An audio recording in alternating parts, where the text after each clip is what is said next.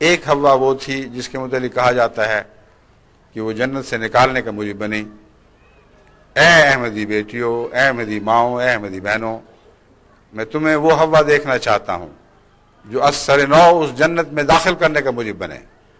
اور پھر ہمیشہ کے لیے اس جنت میں ہم داخل رہیں اور اس کی امن کی چار دیواری میں اللہ کی رحمتوں کے پھل کھاتے رہیں، اور پھر کسی شیطان کو توفیق نہ ملے کہ ہم اس جنت سے ہمیشہ کے لیے نکالے جائیں۔ میں مزید آپ کو یہ بتانا چاہتا ہوں کہ اس وقت احمدیت کا قافلہ بہت لمبا ہو چکا ہے۔ ایک سرا اس کا جو اگلا سرا ہے اس کی اور کیفیت ہے، جو سب سے آخر پر چل رہا ہے اس کی اور کیفیت ہے، بیچ میں مختلف مزاج اور مختلف نوعیت کے لوگ شامل ہیں۔ اس لیے ان سب کا مختصراً ذکر ضروری ہے تاکہ آپ کو پتہ چلے کہ پردے کے تعلق میں احمدی خواتین کیا مسلک اپنائے ہوئے ہیں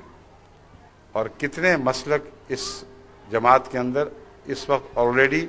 یعنی پہلے ہی سے موجود چلے آ رہے ہیں۔ جو سب سے آگے جو قافلے کے سر پر جو گروہ اس وقت گامزن ہے،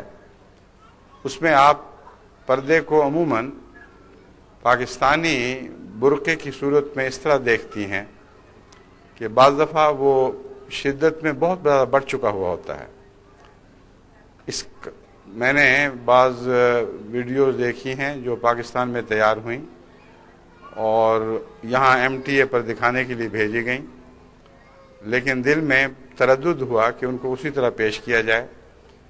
کیونکہ جب پردے کا تصور ایک عالمی حیثیت اختیار کر چکا ہو اور ہر نوع کے دیکھنے والے، ہر قسم کے دیکھنے والے ہوں، تو محض ایک نمونے کو خالصتاً اسلامی نمونے کے طور پر پیش کرنا یہ پردے کے لیے ممد ہونے کی بجائے اس کی راہ میں حائل ہو سکتا ہے، اور اس کے رد عمل ایسے ہو سکتے ہیں جو بالآخر اسلام کو فائدہ پہنچانے کی بجائے اس کے لیے نقصان دہ ثابت ہوں۔ بس ایسا کس کر برقع باندھا ہو اور کہ صرف آنکھیں ننگی ہونے کا احتمال ہو اور اس پر بھی کالی عینک چڑھی ہو، جبکہ حضرت صلی اللہ علیہ وآلہ وسلم کے زمانے میں عینک کا رواج ہی کوئی نہیں تھا، نہ بنائی جاتی تھی۔ تو سوال یہ ہے کہ کیا یہی اسلامی پردہ ہے جس کو اختیار کرنا ہر مسلمان خاتون کا فرض ہے، اور اس کے علاوہ اس سے ہٹ کر جو بھی طرز اختیار کی جائے گی وہ غیر اسلامی ہوگی؟ اگر یہ تصور ہے تو یہ غلط تصور ہے، کہ اس قافلے کے سر پر تو ایسی خواتین آپ کو دکھائی دیں گی جن کے نزدیک ہاتھوں کا نظر آنا بھی پردے کے خلاف ہے، جن کے نزدیک آنکھیں اگر کسی کونے سے دکھائی دے جائیں تو وہ بھی بے پردگی ہے، اور اس طرح یہ باہر پھرے تاکہ دنیا کو پتہ چل جائے کہ اگر مسلمان ہوں گے تو یہ کرنا پڑے گا۔ اس کے برعکس اس کے پیچھے کچھ ایسے لوگ ہیں جو درمیانی مزاج رکھتے ہیں، پردہ کرتے ہیں مگر اس سختی سے اپنے چہرے کو ڈھانپتے اور کستے نہیں ہیں کہ گویا چہرہ دکھائی دینا ہی بہت بڑا گناہ ہے، اور متلون مزاج بھی ہیں ان میں، لیکن متدین مزاج بھی ہیں۔ کبھی متلون مزاج ان معنوں میں کہ کبھی احمدیوں میں آتے ہیں تو پردہ نسبتاً سخت ہو جاتا ہے، کہیں غیروں میں جاتے ہیں تو کچھ زیادہ ہی ڈھیلا ہو جاتا ہے۔ ان کو میں متلون مزاج کہتا ہوں۔ متدین مزاج وہ ہیں جو مناسب متوازن طرز عمل کو ہر جگہ برابر اختیار کرتے ہیں۔ جو ان کا پردہ احمدی مجالس میں ہے وہی پردہ غیروں میں بھی جا کر ہوتا ہے، جو ایک ملک میں ہے وہ دوسرے ملک میں بھی چلتا ہے،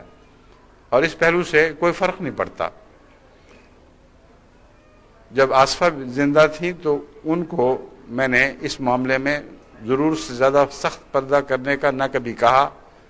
نہ مناسب سمجھا کہ وہ وہی نمونہ پیش کریں جو اس سے پہلے پیش کیا جاتا رہا ہے، کیونکہ اس معاملے میں مختلف خواتین کا پس منظر، کس طرح ان کی تربیت کی گئی، کس ماحول میں وہ اٹھیں، کس ماحول میں ان کو پردہ سکھایا گیا، یہ بھی ایک تعلق ہے اس پس منظر سے جس میں حضرت خلیفۃ المسیح ثالث کی بیگم اس سے پہلے پردہ کیا کرتی تھیں۔ میں نے آصفہ سے ہمیشہ یہ کہا کہ آپ وہ مناسب پردہ رکھیں جو بعض لوگوں پر دوبر نہ ہو اور بعض لوگوں کو کھلی چھٹی بھی نہ دے۔ اپنے آپ کو سنبھال کر رکھیں۔ کچھ چہرہ اگر دکھتا بھی ہے تو میرے نزدیک کوئی حرج نہیں، کیونکہ میں سمجھتا ہوں کہ اسلام نے چہرے کو اس طرح کسنے کا حکم نہیں دیا۔ ہاں، بعض حالات میں، بعض معاشروں میں جبکہ غیروں کے ساتھ مقابلے تھے، جبکہ اس مسلمانوں میں بھی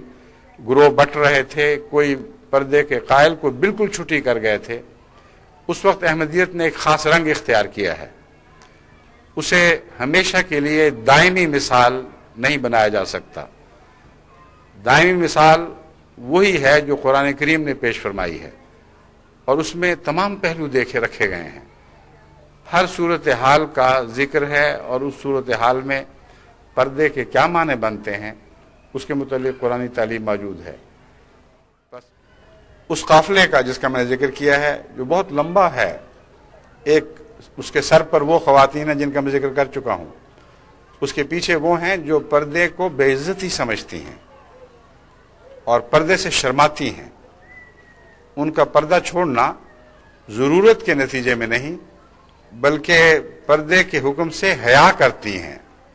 اپنا جسم دکھانے میں ان کو حیا محسوس نہیں ہوتی، مگر قرآنی سنت کو اختیار کرنے میں ان کا دل حیا محسوس کرتا ہے۔ اور اس پہلو سے بعض خاندان ہیں جماعت احمدیہ میں جو بعض دوسری باتوں میں بڑے مخلص دکھائی دیں گے، مگر ان کی روایت بن گئی ہے کہ ہمارے خاندان میں پردہ نہیں آ سکتا، ہم اونچے ہیں۔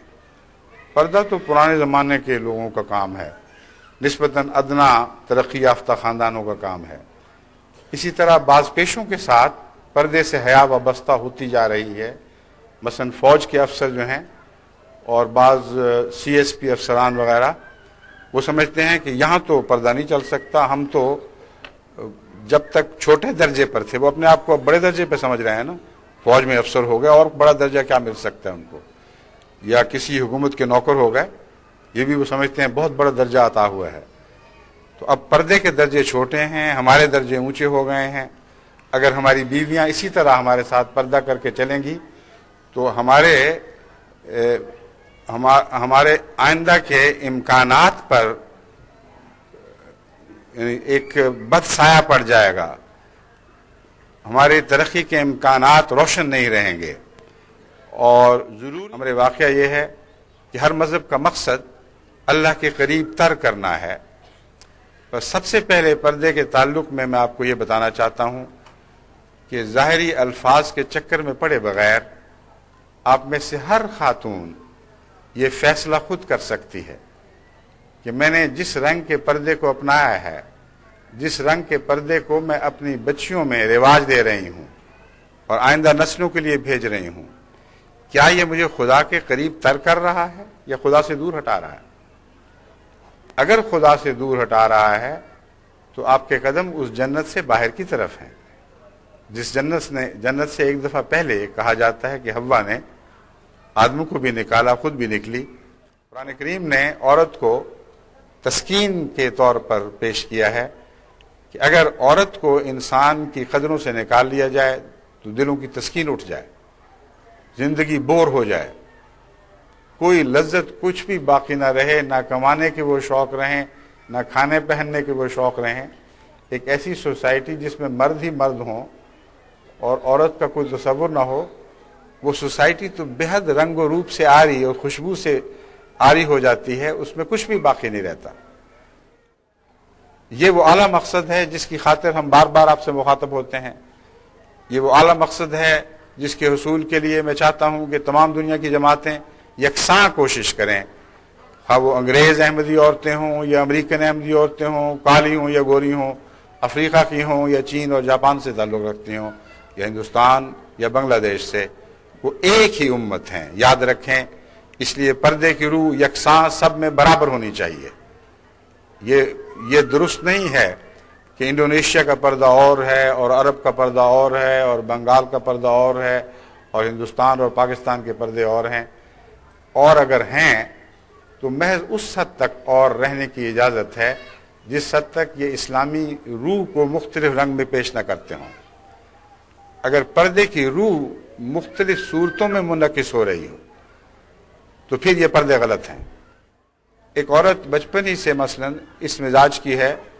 کہ اس کو ادھر ادھر جھانکنے کی عادت ہی نہیں، وہ اپنے من میں صرف مصروف، اپنے آپ میں ڈوبی ہوئی ایک ایسا کردار پیش کرتی ہے شروع ہی سے۔ بعض بچیاں میں نے دیکھی ہیں شروع سے اس کردار کی ہوتی ہیں، جن کو قرآن کریم المومنات الغافلات قرار دیتا ہے۔ یہ غافل عورتیں ہیں، ان کو کچھ بھی پرواہ نہیں گرد و پیش کی، ان کا پردہ ڈھیلا ہو یا سخت ہو کسی کو کوئی دعوت نہیں دیتا۔ وہ اپنے من میں ڈوبی ہوئی عورتیں ہیں اور آزاد ہیں اس بات سے کہ دنیا انہیں کیا دیکھ رہی ہے اور کیا نہیں دیکھ رہی۔ قرآن کریم فرماتا ہے کہ جو ایسی عورتوں پہ الزام لگاتا ہے وہ سب سے مکروہ جرم کرتا ہے اور یقیناً اللہ تعالیٰ اسے سخت سزا دے گا۔ پھر بعض خواتین ہیں جو بچپن سے ہی عادی ہیں کہ کچھ ان کے طرف توجہ دی جائے، اور چھوٹی بچیاں بھی ہوں تو ان کا سنگھار پٹار بتاتا ہے کہ یہ ان کو چین نہیں آئے گا جب تک لوگ ان کو دیکھیں نہ، اور اس وجہ سے وہ شروع ہی سے اپنے حسن کو ابھار کر اور نکھار کر پیش کرنے کی عادت اختیار کر لیتی ہیں۔ جب وہ اپنے بال تراشتی ہیں تو نظر آ جاتا ہے کہ کس کی خاطر تراشے جا رہے ہیں۔ جب وہ اپنا حلیہ بناتی ہیں جو بھی بنائیں تو یہ بحث نہیں ہے کہ لپسٹک جائز ہے یا ناجائز ہے، جائز ہے، مگر بنانے والے ہاتھ، لپسٹک لگانے والے ہاتھ فیصلہ کرتے ہیں کہ یہ لپسٹک جائز ہے یا ناجائز ہے۔ بعض خواتین طبی طور پر اپنے آپ کو اچھا دکھانا چاہتی ہیں، مرد بھی یہی چاہتے ہیں، مگر اچھا دکھانا کس حد تک؟ اپنی خامیوں پر پردہ ڈالنا انسانی فطرت ہے، اپنے رنگ پر تھوڑا سا غازہ مال لینا کوئی گناہ نہیں، ہونٹوں پہ طبی خون کی سرخی نہ ہو تو کچھ لگا دینا کوئی حرج نہیں، مگر اگر اس سے بڑھ کر دعوت عام کے طور پر اسے استعمال کیا جائے، اس نیت سے کیا جائے، تو پھر یہی حرکت گناہ کی حدوں میں داخل ہو جاتی ہے۔ وہ نسبتاً ماڈرن احمدی عورتیں جو سمجھتی ہیں کہ ان کی عزت ماڈرن ہونے میں ہے، ان کو میں نے احمدیت کے قافلے کے سر پر نہیں رکھا، کیونکہ میرے نزدیک وہ ماڈرن نہیں، وہ بیکورڈز ہیں۔ ان کو سب سے آخر پر کھڑا کیا ہے، جو پیچھے پیچھے چل رہی ہیں، اور ان کی حلیے اور ہیں۔ وہ اپنی عزتیں اس بات میں محسوس کرتی ہیں کہ ہم پردہ چھوڑ دیں کہ یہ تو پرانے زمانے کی بات ہے، لیکن پھر سنگھار پٹار کیوں کرتی ہیں؟ جب نکلتی ہیں تو سادہ چہروں کے ساتھ کیوں نہیں نکلتی؟ جب نکلتی ہیں تو سادہ لباس پہن کر کیوں نہیں نکلتی؟ اگر ایک چیز سے فائدہ اٹھانا ہے تو یاد رکھیں دو کشتیوں میں بیک وقت پاؤں رکھنے کی اجازت نہیں ہو سکتی۔ سنگھار کرنا ہے تو کرو، شوق سے کرو، لیکن گھر کے لیے کرو،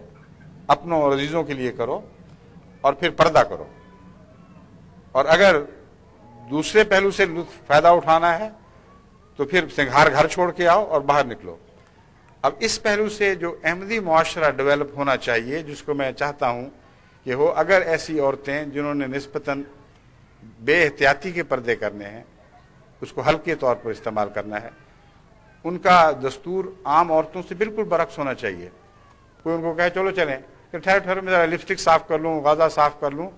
میں تو بہت بنی ٹھنی ہوں، میں نے باہر جانا ہے، غیر دیکھیں گے، اس لیے میں ذرا مناسب ہو جاؤں۔ عورت کو اس جنت سے نکال دیں تو آدم ویسے ہی پیچھے پیچھے نکل جائے گا، اس بیچارے کا کیا رہ جاتا ہے؟ اس لیے عورت نے نکالا ہو یہ الگ مسئلہ ہے، مگر عورت کو اکیلا اللہ نکالتا تو وہ جنت ہی نہ رہتی، آدم نے جانا ہی جانا تھا وہاں سے۔ اس لیے فرمایا تم دونوں ہی چلے جاؤ، کیونکہ تمہارے بغیر اکٹھے رہے بغیر تمہارا گزارا چل ہی نہیں سکتا۔ تو اس پہلو سے آپ ایسی جنت بنائیں جہاں آدم اور حوا دونوں کٹھے کٹھے پھریں،